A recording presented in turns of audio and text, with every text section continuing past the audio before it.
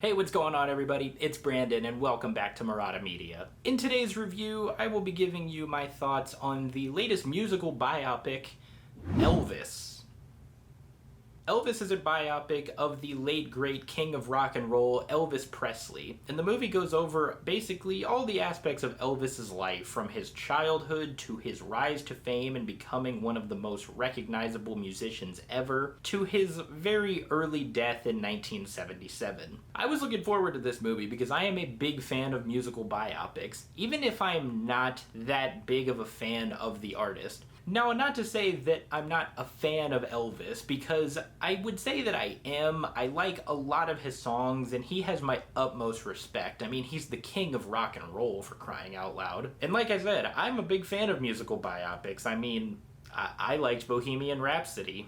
That's a very unpopular opinion, but yes, I like that movie quite a bit. It's not great, but I enjoy it. But one downside to Elvis is that this movie was directed by Baz Luhrmann. Now, I'm not that familiar with Baz Luhrmann's previous filmography, but the one movie that I have seen from him was his rendition of Romeo and Juliet with Leonardo DiCaprio and Claire Danes, and I'm not a fan of that movie at all. In fact, I thought it was rather awful. I don't know, Romeo and Juliet just doesn't work in a modern setting. It's so strange. But to my surprise, Elvis is a very enjoyable yet very flawed film. For starters, this movie has some of the most chaotic editing that I have ever seen. The editing is just so quick and over the top. It doesn't hold on one shot for very long. It just constantly cuts and cuts and cuts. But the movie is self-aware enough to the point where you know that they did this on purpose. And from what I've gathered, this is just a Baz Luhrmann staple. Seriously, the movie will just have a spinning shot of a Ferris wheel, and it'll zoom out and it'll cut to a record that's spinning on the record player. And this is all so evident in like the first 30 minutes of the movie, and it got so comical to the point where I was actually laughing. And not where I was laughing at it, I was just laughing because it was so utterly ridiculous, but I knew that the movie knew that it was. Elvis also has some of the strangest presentation that I've ever seen in a musical biopic. It felt like it didn't really know what it wanted to be, so it just decided to present the movie in every single way that it could think of. At the beginning, when Elvis is starting to make a name for himself and he's traveling all over the country, the movie is presented like a postcard, because it shows all the places that he's traveling to in the most over-the-top way possible. And then there were also points in these same sequences as he starts to get bigger and bigger where it does that classic spinning newspaper headline, and it'll show moments from Elvis's life which I believe to be real authentic footage of the time, because the footage is all in black and white and everything looks just very authentic. And there's even a point in the movie where Elvis mentions that he's a big fan of comic books, and there is a short sequence where the film is presented like a comic book. And since this is a musical biopic, there are a lot of musical sequences, so the rest of the movie just feels like one giant music video. It's almost as if Baz Luhrmann thought all of these forms of media looked really cool, so he just decided to use all of them. And in a way, I kind of respect that, even though it can be jumbled and chaotic. But you'd think since this was a musical biopic, a lot more emphasis would be put on the music, but Elvis has some of the most confusing music choices that I've ever seen in any movie. Because for whatever reason, they choose to use modern music in this movie that takes place primarily in the 60s and 70s. In the scene where Elvis performs in front of a crowd for the very first time, they play the guitar solo from Gary Clark Jr.'s cover of Come Together by the Beatles. Don't see you wiggle, move, man!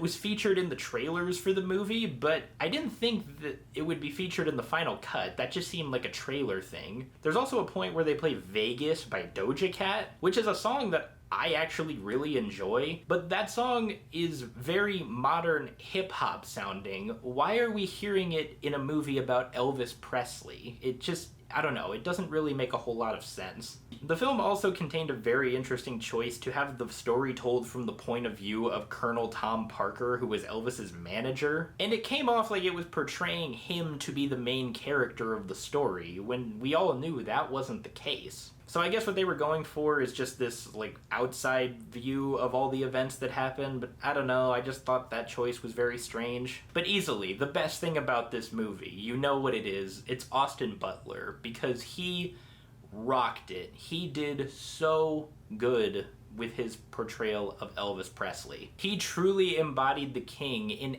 every single aspect that you can think of. From the way he spoke, his voice changes over the years. That was a very nice touch and attention to detail. And the way he moved, because Elvis had such a unique way of dancing and moving. And the way he sang, he sounded just like him, and it was incredible to listen to. And in fact, he truly embodied Elvis so much that apparently he's having trouble breaking character and talking like his normal self again. But it's not just him. I liked most of the performances in this movie, especially from Kelvin Harrison Jr., who played bbking. Now, his screen time was very limited, but all the times when he made an appearance, I enjoyed that scene very much. All the scenes where B.B. King and Elvis interacted with one another were very important conversations, and you could tell they really shaped Elvis's character over the years and who he became later on. But then there's Tom Hanks, who plays the aforementioned Colonel Tom Parker, and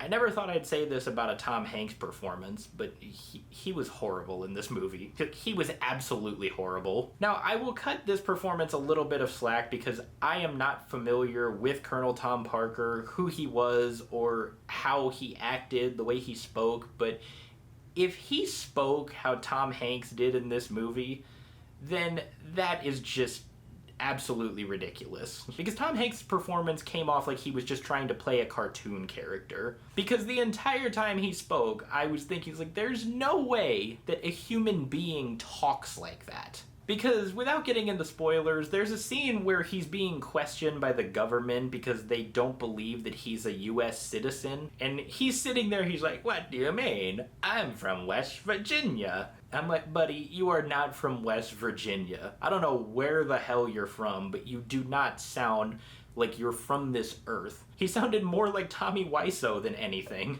You are tearing me apart, Lisa! But other than that, there were a lot of great things going on in this movie. The set design, specifically, was absolutely stunning. The way they recreated all of these places to look like the 1960s and 70s was just jaw-dropping. Especially what they did with the Vegas setting. As a person who's been to Las Vegas in the last few years, it was so crazy to think that not all of those huge, extravagant hotels were once there. And it was actually pretty sparse at one point, but it was still one of the entertainment capitals of the world. The costume design was also very well done, specifically with Elvis's outfits when he performs, because he had a lot of flamboyant outfits, and I think that the costume designers nailed them. But one thing I really enjoyed about the way they told this story was the inclusion of historical events that were happening at the time. They go over the assassinations of Martin Luther King and Robert F. Kennedy. And there's a specific scene that I absolutely love where he challenges a network where he's doing a television special. It's for some sort of Christmas show, and they expect him to sing a Christmas song. I think the song they wanted him to sing was Here Comes Santa Claus. But instead, he chose to sing this song that he wrote in honor of the assassination of MLK, and it was a phenomenal moment. And something that I didn't even take into account while watching it was that MLK was assassinated in Memphis, Tennessee, and that's where Elvis grew up. So one of the most famous and recognizable people of all time who was really trying to help the world was assassinated in his hometown, and I can't imagine how that made him feel. And it probably would have been really cool if they went a little bit deeper into Elvis's psyche about how this huge civil rights icon was murdered in his hometown. And they also go over things like how Elvis nearly went to jail because of the way he performed on stage. The way he performed was considered too provocative for television, I guess, and he nearly got jail time for it. And the way women reacted to the way he performed was just hilarious, especially in the first scene where we see Elvis perform and all the women are screaming, and basically having orgasms in the crowd. I don't know, the way they presented it was just the funniest goddamn thing I've ever seen. Now, like I said, Elvis is a very, very flawed film.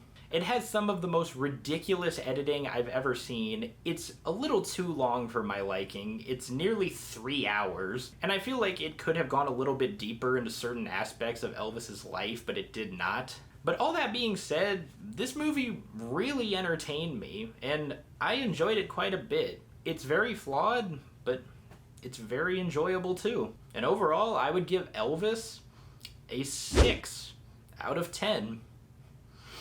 Hey everybody, thank you so much for watching my review of Elvis. If you guys saw this movie, let me know what you thought about it. Did you love it? Did you hate it? Where would you rank this among recent musical biopics? If you guys like this review, be sure to hit that thumbs up, and do not forget to subscribe. If you want to see my previous reviews, I'll link those right over here. Other than that, I hope you all have a tremendous rest of your day, and I will see you all next time.